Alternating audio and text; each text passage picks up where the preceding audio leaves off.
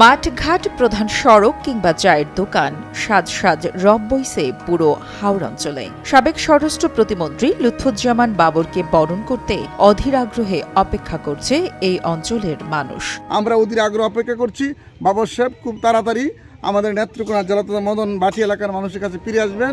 10 truck অস্ত্র মামলায় দীর্ঘ 17 বছর কারাগারে ছিলেন বিএনপি নেতা লুৎফুজ্জামান বাবর। গত বৃহস্পতিবার মুক্তি পেয়েছে নেত্রকোনার হাওড়া অঞ্চলের গণমানুষের এই নেতা। দীর্ঘ 17 বছর পর কারা মুক্তিতে সাজ সাজ রব বইছে তার গ্রামের বাড়ি মদন উপজেলায়। আমরা মদন উপজেলার সর্বস্তরের গণমানুষ আমরা অধীর আগ্রহ অপেক্ষা করছি।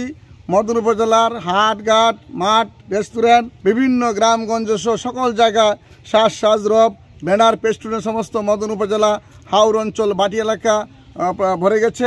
সবাই একটি কথা, আমাদের প্রিয় নেতা লুৎফুজ্জামান বাবর সাহেব কখন আমাদের মাঝে ফিরে আসবেন। সাবেক স্বরাষ্ট্র প্রতিমন্ত্রী লুৎফুজ্জামান বাবর দীর্ঘ 17 বছর পর নিজ জন্মস্থানে ফিরবেন। জনপ্রিয় এই নেতাকে বরণ করতে পারবেন এমন আনন্দে ঘুম বন্ধ হয়েছে মদন উপজেলার সাধারণ মানুষের। দীর্ঘ 17 বছর পতিত থাকা লুৎফুজ্জামান বাবরের পৈতৃক বাড়িটি সাজানোর কাজ করছেন স্থানীয় যুবকেরা। তাদের এখন ঘুম বলতেই নেই যে কখন তাদের প্রাণপ্রিয় নেতা এই মদনের মাটিতে আসবে, মোহনগঞ্জ খাইলাজুড়িতে তার পদার্পণ হবে। সাধারণ মানুষের ভিতরে এই আকাঙ্ক্ষা, আর তার আগমন উপলক্ষে তার যে প্রত্যেক গ্রামের বাড়ি ভাইরা সেই গ্রামে অক্লান্ত পরিশ্রম করতেছেন। জনপ্রিয় এই নেতাকে হাওড়া অঞ্চলের আশীর্বাদ হিসেবে দেখছেন স্থানীয়রা। তার হাত দিয়ে ভালো কিছু হবে, তাই দীর্ঘ 17 বছর কারাগারে অমানসিক নির্যাতনের পরেও বেঁচে আছেন বলে জানায় লুৎফুজ্জামান বাবরের চাচাতো ভাই মির্জা পাবেল। মদ, রিজিক, ধন দৌলত সবকিছু তো আল্লাহর কাছে। আল্লাহ পাক বাবর ভাইকে হায়াত দিয়েছেন। আল্লাহ হয়তোবা ওনাকে দিয়ে অনেক ভালো কাজ করাবেন, এই জন্য হয়তোবা আল্লাহ পাক তাকে হায়াতে বাঁচিয়ে রেখেছেন। এবং এলাকার মানুষ তারা একটাই প্রশ্ন যে কখন আসবে উনি।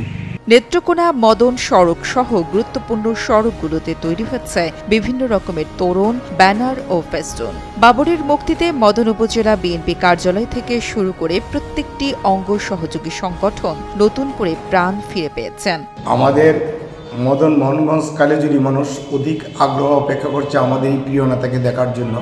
আমরা অ্যাকচুয়ালি অনুভূতিতে বাসাটা প্রকাশ করতে পারবো না যে আমাদের কীরকম ভালোবাসার নেতা। অ্যাকচুয়ালি আমরা যারা আছি, ছেলে মেয়ে, বৃদ্ধ, আবাল বনিতা সবাই ওনার জন্য অপেক্ষা করতেছে।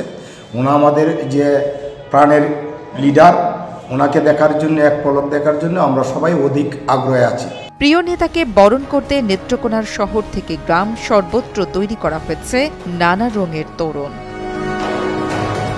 নুসরাত জাহান কলি, কালের কণ্ঠ।